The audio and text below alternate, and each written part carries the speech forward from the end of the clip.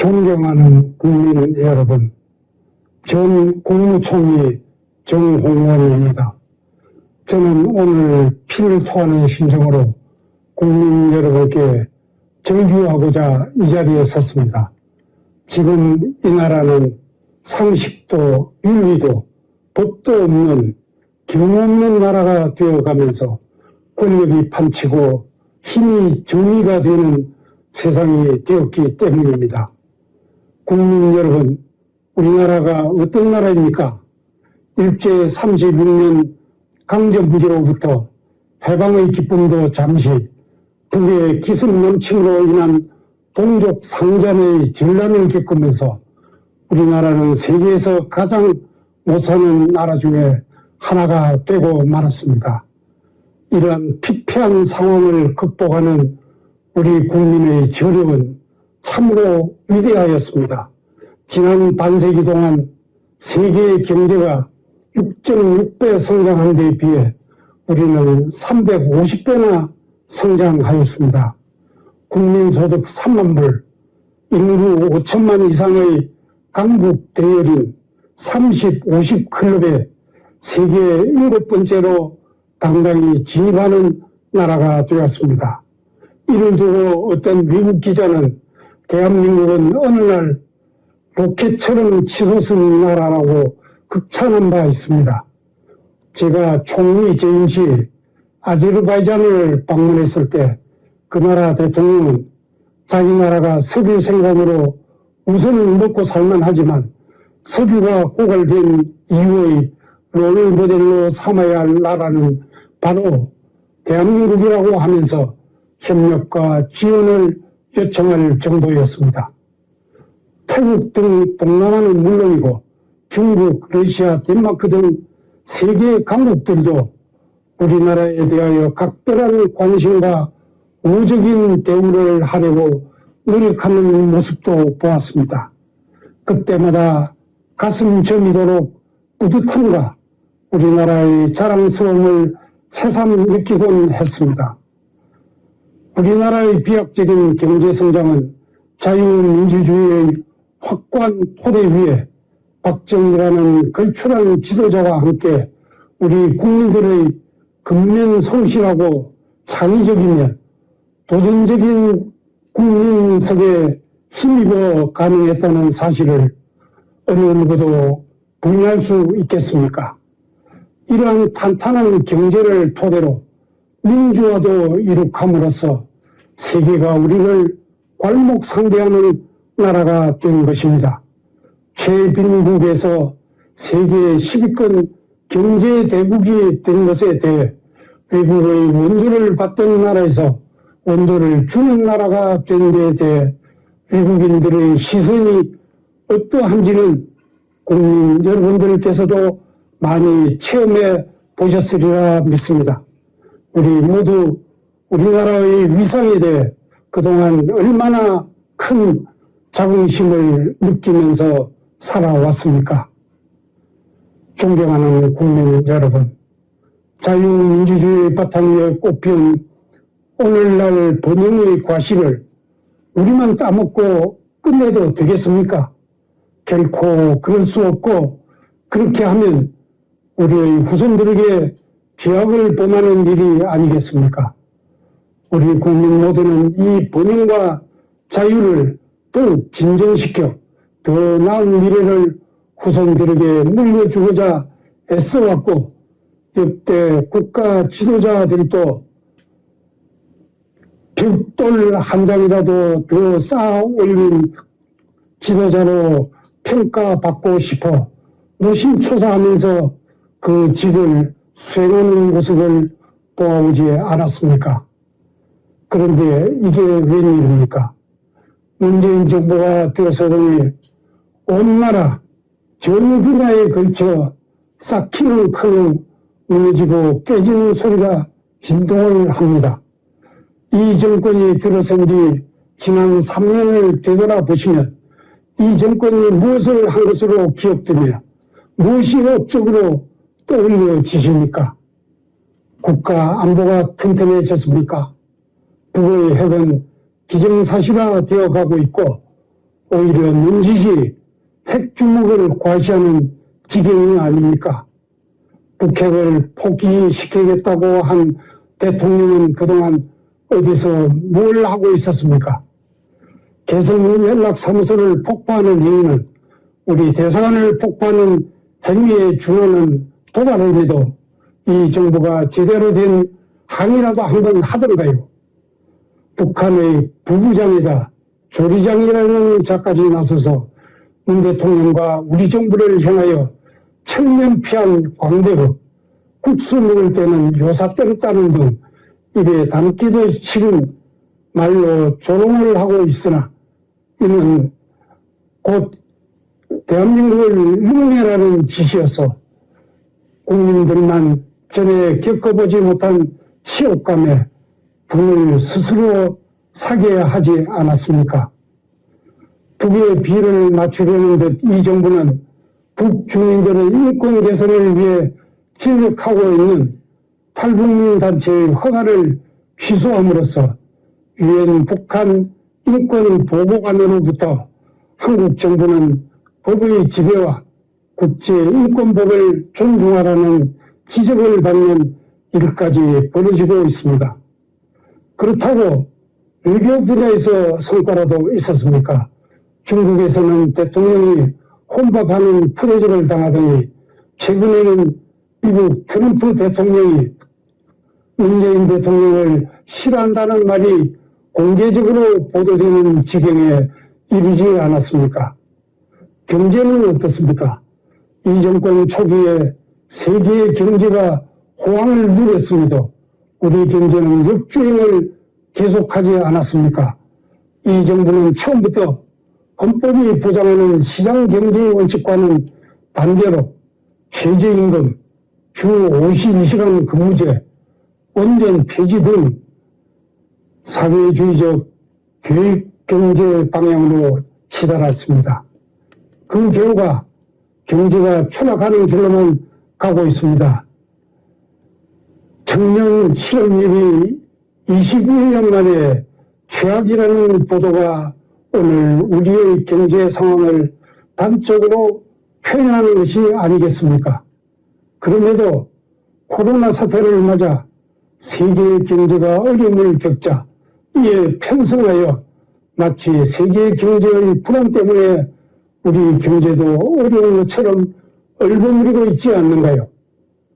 특히 주택 문제는 온 국민의 삶과 직결되는 것임에도 수요와 공급의 균형을 이루는 시장 경제 법칙을 따르지 않고 세금으로 억눌려 가격 상승을 막으려고 하다가 선량한 1주택자까지 세금 폭탄에 허덕이게 만든 것은 이제 두 손 들다시피 하는 상황에 이르고 있지 않는가요?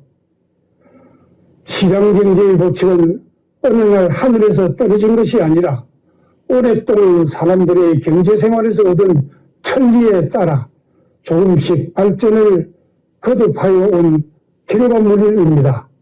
그렇기 때문에 세계의 많은 경제학자들도 현재로서는 최선의 제도라고 인정하는 것입니다. 이를 망각하면 역천자는 망한다는 사실을 깊이 새겨야 할 것입니다.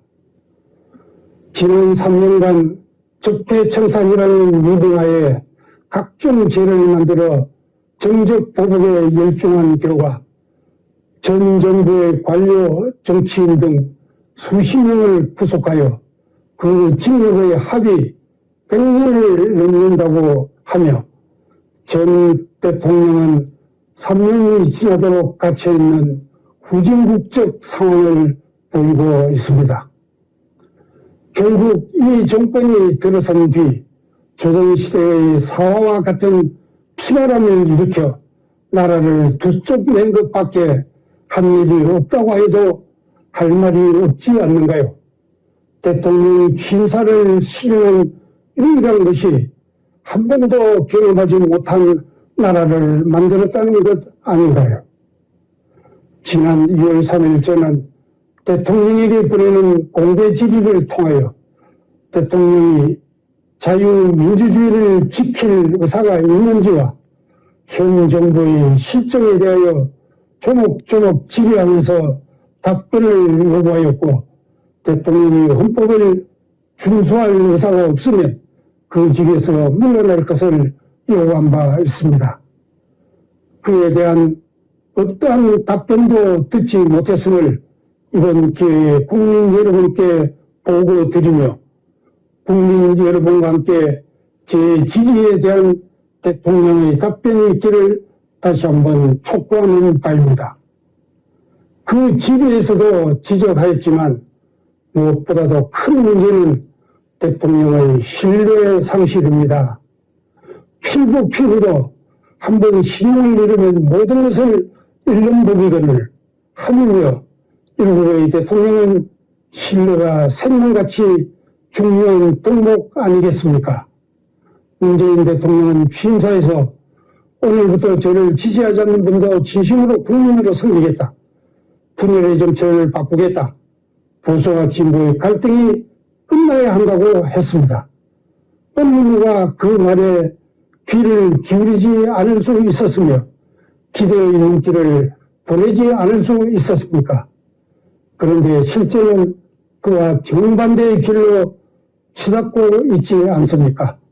그뿐만 아니라 권력기관의 독립, 적세적소 인사, 기회 평등, 과정 공정, 경과 정의를 주창한 취임사 어느 구절도 그 길을 지향한 흔적이 없고 오히려 역행하고만 있으면 우리 모두 몸으로 느끼고 있는 사실이 아닌가요?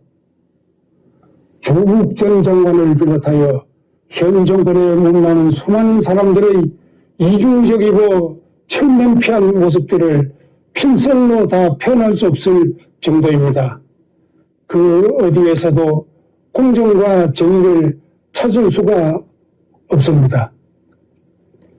대통령이 검찰에 대하여 노골적으로 수사 지시를 하는가 하면 여당 주변 인사들이 검찰총장을 대놓고 위협하고 있으니 참으로 전대미문의 일들이 벌어지고 있습니다.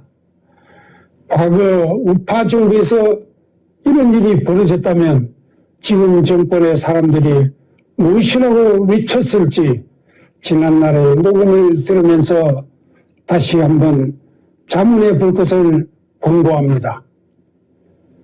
윗사람이 예를 모르고 아랫사람이 배움이 없으면 나라를 해치는 백성이 날마다 일어나게 되어 나라가 위태롭게 된다고 한 맹자의 말씀이나 윗물이 맑아야 아랫물이 맑다는 격언처럼 대통령이 시건을 하면 온 나라의 법도 윤리도 상식도 없는 경우 없는 사회가 되어버릴 수밖에 없는 일입니다. 여성의 인권을 주창하던 자가 여성을 성추행하고 위안부의 인권을 미치던 자가 위안부를 사리사욕에 이용하며 반미를 미치던 자가 자녀는 미국 유학을 보내는 이런 구역질나는 위선을 언제까지 보고만 있어야 합니까? 문재인 대통령은 이번 21대 국회 개원연설에서 공수처, 부동산 문제와 관련하여 협치를 강조하였습니다. 협치는 상대방을 인정하고 서로 양보하면서 타협하는 것이지 상대방을 무시하는 안하무인의 태도로 상대방만의 양보를 기대하는 것이 아닙니다. 그것은 협치가 아니라 독치이며 상대방의 맹종을 요구한 것에 다름 아닙니다. 국회 법사위원장을 야당이 맡는 것은 오랜 전통이 되다시피 하였음에도 이를 무시한 것을 비롯하여 국회의 전 상임위원장을 여당이 독차지하는 상상 밖의 의회 독재를 하면서 협치라는 말이 어떻게 나올 수 있는가요?